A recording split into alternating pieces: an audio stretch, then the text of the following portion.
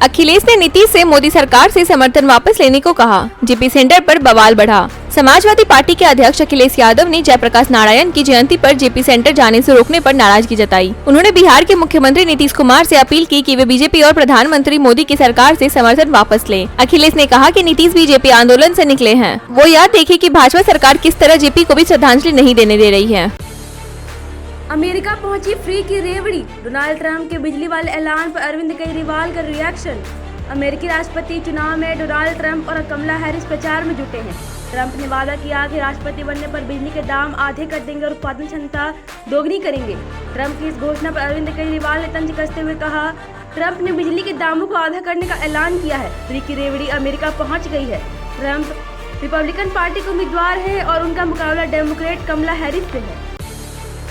केजरीवाल आतिशी पर कांग्रेस का तंज। छोटे घर वाली बात दिलाई याद। दिल्ली में मुख्यमंत्री आवास विवाद बढ़ता जा रहा है, जिसमें अब कांग्रेस भी कूद गई है। कांग्रेस नेता संदीप दीक्षित ने अरविंद केजरीवाल और सीएम आतिशी पर निशाना साधते हुए कहा कि आम आदमी पार्टी के नेता साधारण जीवन की बात करते थे, लेकिन अब वे बड़े बड़े घरों में रहते हैं, जैसे जेम्स बॉन्ड की फिल्मों में दिखते हैं। संदीप दीक्षित ने कहा कि कोई भी सरकारी आवास छोड़ने और उसके आवंटन की एक प्रक्रिया होती है। इस दौरान सबको उसका पालन करना होता है। आतिशी को भी इसका पालन करना चाहिए। उन्होंने कहा कि अगर आतिशी ऐसा नहीं करती है तो वह नियमों का उल्लंघन होगा और छोटे घरों में रहने की बात भी याद दिलाई।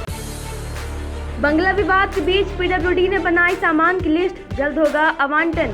दिल्ली में केजरीवाल वाले बंगले पर विवाद जारी है। पीडब्ल्यूडी ने बंगले में मौजूद सामान की 2 सूचियां बनाई है, एक केजरीवाल के बंगला छोड़ने से पहले और दूसरी आतिशी के बाद की। अधिकारी ने बताया कि बंगले की तस्वीरें और वीडियो भी लिए गए हैं।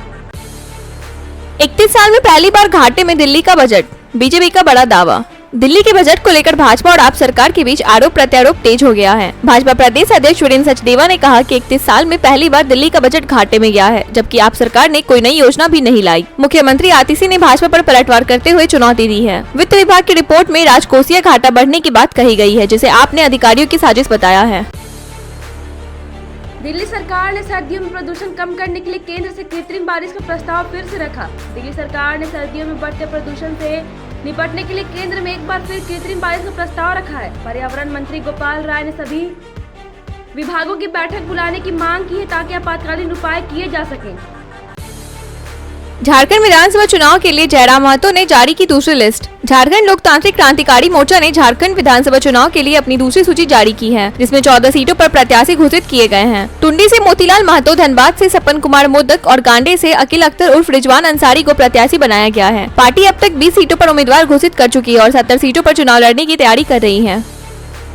जम्मू कश्मीर में एनसी को समर्थन देने का आपने किया ऐलान। आम आदमी पार्टी ने जम्मू कश्मीर में नेशनल कॉन्फ्रेंस को समर्थन देने का ऐलान किया है और उपराज्यपाल को समर्थन पत्र सौंप दिया है। जम्मू कश्मीर विधानसभा चुनाव में नेशनल कॉन्फ्रेंस ने 42 सीटें जीती, जबकि कांग्रेस को 6 सीटें मिली हैं। नोएल टाटा रतन टाटा के सौतेले भाई जो अब संभाल सकते हैं समूह की कमान। टाटा समूह के मानद चेयरमैन रतन टाटा का 86 वर्ष की आयु में निधन हो गया। उनके निधन के बाद टाटा समूह की अगुवाई को लेकर चर्चाएं शुरू हो गई हैं। सबसे प्रमुख नाम उनके सौतेले भाई नोएल टाटा का है। हालांकि आधिकारिक घोषणा अभी नहीं हुई है। नोएल टाटा, जो नवल एच टाटा और सिमोन एन टाटा के बेटे हैं, टाटा इंटरनेशनल लिमिटेड के नॉन एग्जीक्यूटिव डायरेक्टर हैं और समूह से 40 वर्षों से जुड़े हुए हैं। टाटा ग्रुप की कई कंपनियों के चेयरमैन हैं। लोगों ने कांग्रेस की जलेबी बना दी, पंजा हटाकर इसे ही बना लो सिंबल। अनिल विज ने कसा तंज। हरियाणा विधानसभा चुनाव में भाजपा की शानदार जीत के बाद नेता अनिल विज ने कांग्रेस पर तंज कसा। उन्होंने कहा कि राहुल गांधी के चुनाव में दिलचस्पी नहीं थी, बल्कि वे जलेबी में ज्यादा रुचि रखते थे। विज ने मजाक में कहा कि कांग्रेस को अपना चुनाव चिन्ह पंजा बदलकर जलेबी रख लेना चाहिए।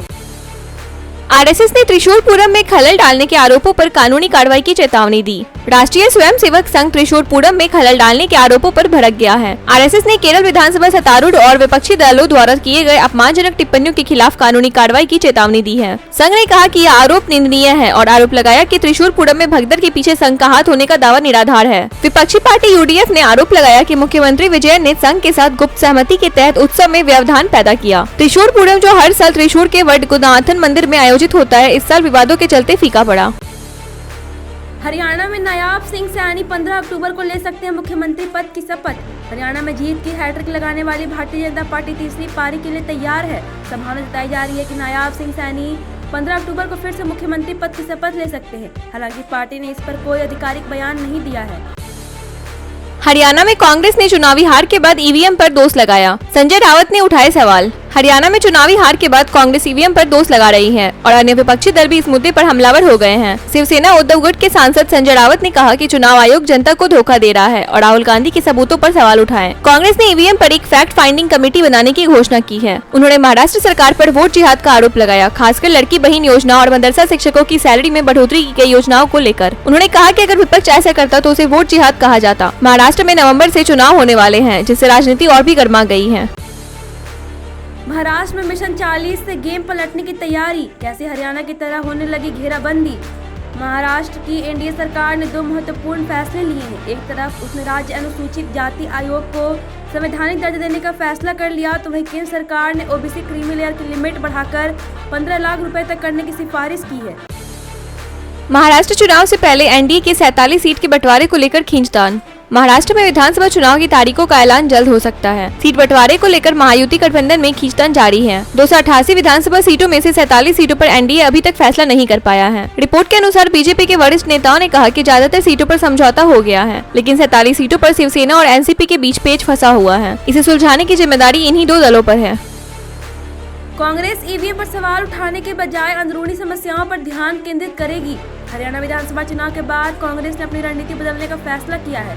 अब पार्टी ईवीएम पर सवाल उठाने के बजाय अपनी अंदरूनी समस्याओं पर ध्यान केंद्रित करेगी।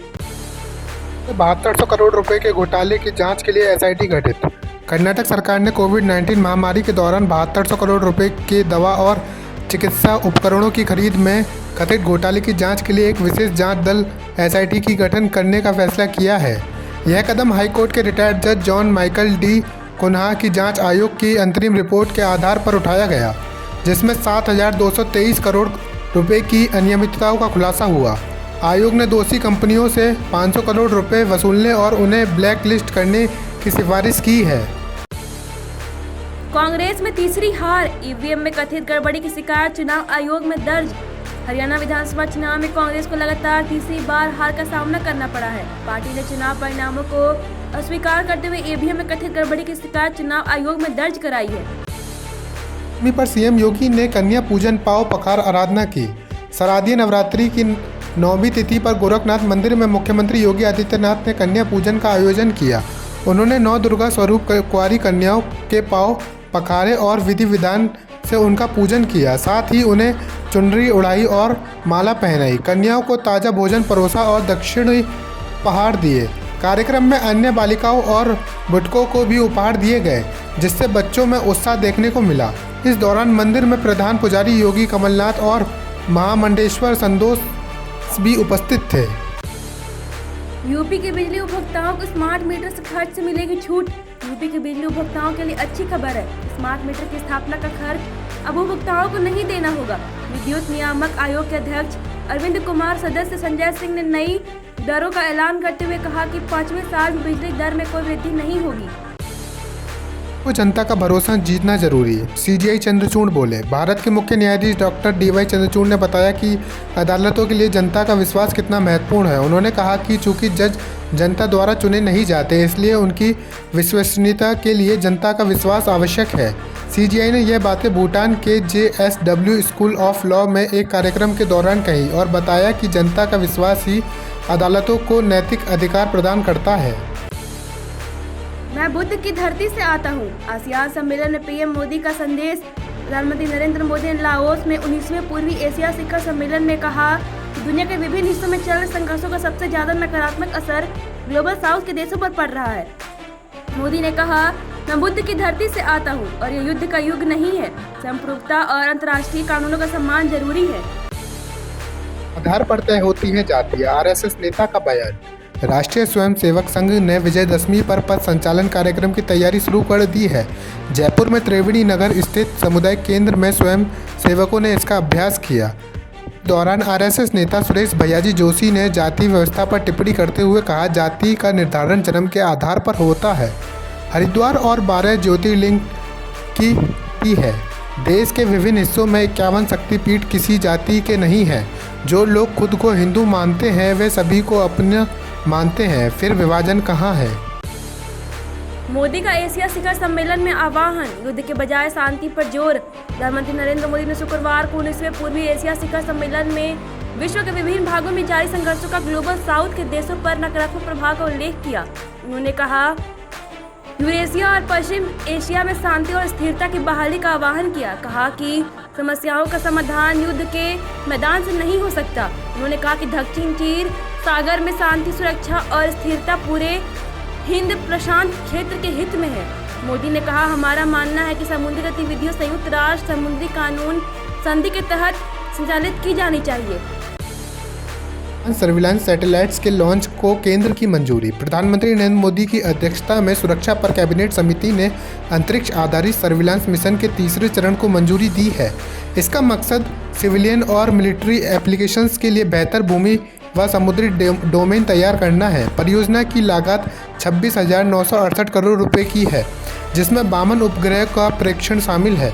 इसरो 21 उपग्रह बनाएगा, जबकि 31 सैटेलाइट्स की जिम्मेदारी निजी कंपनियों की होगी। इस मिशन के तहत तीनों सेनाओं के लिए उपग्रहों की उपलब्धता सुनिश्चित की जाएगी। खालिस्तानी पन्नू ने वीडियो जारी कर उगला जहर, भारत के टुकड़े करने की धमकी। खालिस्तानी संगठन सिख फॉर जस्टिस के आतंकी गुरु पवन सिंह पन्नू ने एक वीडियो जारी कर भारत के खिलाफ जहर उगला है। उन्होंने कहा कि पंजाब के अलावा अन्य राज्यों में भी आंदोलन चलाया जाएगा। पन्नू ने 2024 में वन इंडिया को 2047 तक नन इंडिया बनाने का लक्ष्य रखा है। देश में दुर्गा पूजा मंडप में इस्लामी गाना गाए जाने से विवाद, वीडियो वायरल। बांग्लादेश के चटगांव व दुर्गा पूजा के पंडाल मंच का एक वीडियो वायरल हो रहा है। इस वीडियो में कुछ लोग इस्लामी गाना गाते हुए नजर आ रहे हैं। वीडियो सामने आने पर विवाद खड़ा हो गया है। पुलिस ने मामले की जांच शुरू कर दी है और 2 लोगों को गिरफ्तार किया है। घटना गुरुवार शाम को रहमतगंज इलाके के एम सैन हॉल में हुई, जब सांस्कृतिक समूह ने पूजा समिति से गाना गाने की अनुमति मांगी। गाने की शुरुआत सामान्य रही, लेकिन बाद में वे इस्लामी गीत गाने लगे, जिससे वहां मौजूद हिंदू समुदाय में आक्रोश फैल गया। ईरान पर कैसे करे हमला, देर रात तक टीम नेतन्याहू का मंथन। इजराइल, गाजा और लेबनान के बीच संघर्ष फिर से बढ़ गया है। गुरुवार को बेरूत पर मिसाइल हमलों में 22 लोग मारे गए और 117 लोग घायल हुए। इजराइल ने हिजबुल्लाह के खिलाफ हमले तेज कर दिए हैं। गुरुवार को देर रात तक बेंजामिन नेतन्याहू के नेतृत्व में सुरक्षा समिति की मीटिंग चली, लेकिन ईरान पर हमले को लेकर कोई फैसला नहीं हो सका। विक्की विद्या का वो वाला वीडियो में horror element. Romantic comedy film Vicky Vidya को वो वाला वीडियो दशहरा पर रिलीज हुई है। कहानी विक्की राजकुमार राव और विद्या त्रिपुटी डिमरी की शादी के इर्द गिर्द घूमती है। पहले हाफ में फिल्म मज़ेदार है, लेकिन सेकंड हाफ में हॉरर एलिमेंट डालकर इसे ख़राब कर दिया गया है। मेकर्स दावा कर रहे हैं कि यह फिल्म 97% पारिवारिक और 3% महापारिवारिक है। WTC पॉइंट्स टेबल में गिरा पाकिस्तान, इंग्लैंड से हारकर हुआ बुरा हाल। इंग्लैंड ने पाकिस्तान को पहले टेस्ट की पारी में 47 रनों से हराया। इस हार से पाकिस्तान को WTC पॉइंट्स टेबल में तगड़ा नुकसान हुआ है। पाकिस्तान की मौजूदा WTC पॉइंट्स टेबल के 8 मैचों में 6ठी हार है। इस हार के बाद टीम सबसे नीचे 9वें पायदान पर खिसक गई है।